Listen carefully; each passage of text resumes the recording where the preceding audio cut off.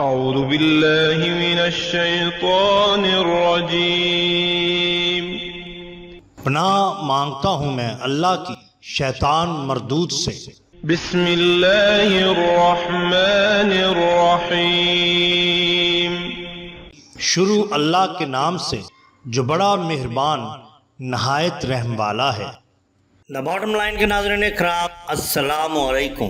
محترم ناظرین، ہم اپنی آج کی ویڈیو میں آپ کو بتائیں گے کہ پورا محل ہوا میں کیسے اڑ گیا، کرامت حضرت شیخ سارنگ رحمت اللہ علیہ۔ لیکن قبل اس سے ہم حضرت شیخ سارنگ رحمت اللہ علیہ کے بارے میں چند گزارشات آپ سے کرنا چاہتے ہیں۔ آپ سلطان فیروز شاہ کے امرائے نامدار میں سے تھے۔ بعد آپ کی شادی خاندان سے رشتہ داری اس طرح سے ہوئی کہ محمود بن سلطان فیروز شاہ نے آپ کی بہن سے شادی کی۔ اس رشتہ سے آپ کے اعزاز میں اور اضافہ ہوا۔ آپ امرائے شاہی کی طرح زندگی گزارتے تھے۔ آپ کا حضرت شیخ راجو کتال کی خدمت میں آنا جانا رہتا تھا۔ ایک دن حضرت شیخ راجو کتال نے آپ سے فرمایا، سارنگ، اگر تم پانچوں وقت نماز پابندی سے پڑھنے کا وعدہ کر لو تو میں تم کو شیخ جلال کے تبرک سے مالا مال کر دوں گا۔ آپ نے وعدہ کیا اور پانچوں وقت کی نماز پابندی سے پڑھنا شروع کر دی۔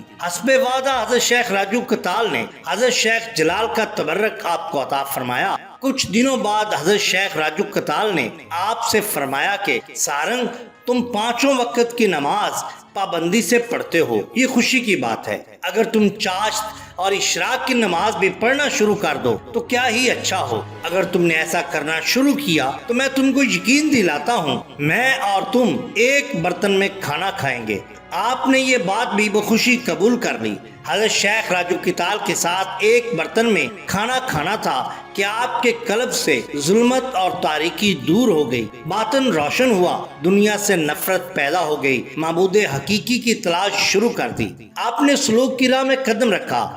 حضرت شیخ قوام الدین جو حضرت مخدوم جہانیہ رحمت اللہ علیہ کے مرید اور خلیفہ ہیں، اپنے زمانہ کے مشہور بزرگ تھے۔ آپ ان سے بیعت ہوئے اور ان سے ہی خرقہ خلافت پایا۔ آپ حضرت شیخ یوسف ارجی کے روحانی فیض و برکات سے بھی مستفیض ہوئے۔ آپ اپنے تمام مال و جائیداد سے دستکش ہو کر پیدل ہی حج کے لیے روانہ ہوئے۔ زیارت حرمین شریفین سے مشرف ہو کر واپس تشریف لائے اور رشد و ہدایت میں مشغول ہو گئے۔ حضرت شیخ راجو کتال نے خرقہ اور دیگر تبرکات جو ان کو پیران طریقت سے ملے تھے بغیر آپ کے مانگے ہی آپ کے پاس بھیج دیے۔ آپ نے لینے سے انکار کیا، وہ خرقہ اور تبرکات واپس کر دیے۔ حضرت راجو کتال نے دوبارہ بھیجے۔ اس مرتبہ آپ کے پاس سوروردیہ سلسلہ کے ایک بزرگ جن کا نام حسام الدین ہے تشریف رکھتے تھے۔ ان بزرگ نے آپ پر زور ڈالا کہ آپ وہ تبرکات قبول کر لیں۔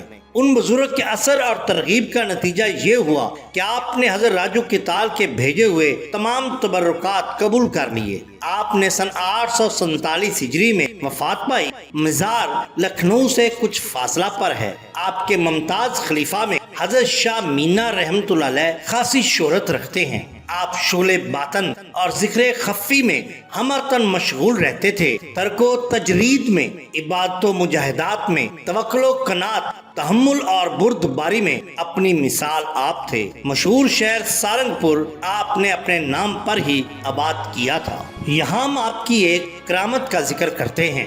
آپ رحمت اللہ علیہ نے برصغیر کے دور و دراز کے علاقوں میں سیر و سیاحت کی اور عوام الناس کو رب ذوالجلال کے برحق اور اصلی دین کی طرف تبلیغ کی۔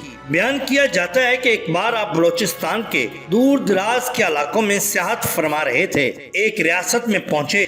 وہ ریاست اپنے عیاش ہندو راجا کی وجہ سے بہت بدنام تھی اور عزت دار لوگ اس ریاست سے دور ہی رہا کرتے تھے۔ ایک دن دوپہر کے وقت جب آپ اس راجا کے قلعہ نما محل کے قریب سے گزرے تو لوگوں کا ہجوم محل کے دروازے پر جمع تھا۔ سب لوگ پریشان تھے۔ پوچھنے پر بتایا گیا کہ راجا ایک غریب مسلم خاندان کو یرغمال بنا کر لایا ہے اور ان پر ظلم و ستم کر رہا ہے۔ اس خاندان میں جوان عورتیں اور معصوم بچے بھی ہیں جن کی آو بقا کا اس پر کچھ اثر نہیں ہو رہا۔ آپ رحمت اللہ علیہ محل کے دروازے پر پہنچے اور پہرہ داروں سے کہا کہ راجہ کو جا کر یہ پیغام دے دو کہ اس غریب خاندان کو چھوڑ دے اور شرک سے دین برحق کی جانب آ جائے۔ پہرہ دار گئے مگر راجہ نے اس کے برعکس حکم دیا کہ اس فقیر کو ماں اس کے مریدوں کے گرفتار کر کے حاضر خدمت کیا جائے۔ یہ قلعہ نما محل اپنی جگہ سے ہلے گا، نہ ہی میرا دیوتاؤں پر وشواس۔ آپ رحمت اللہ علیہ نے جب یہ سنا تو فرمایا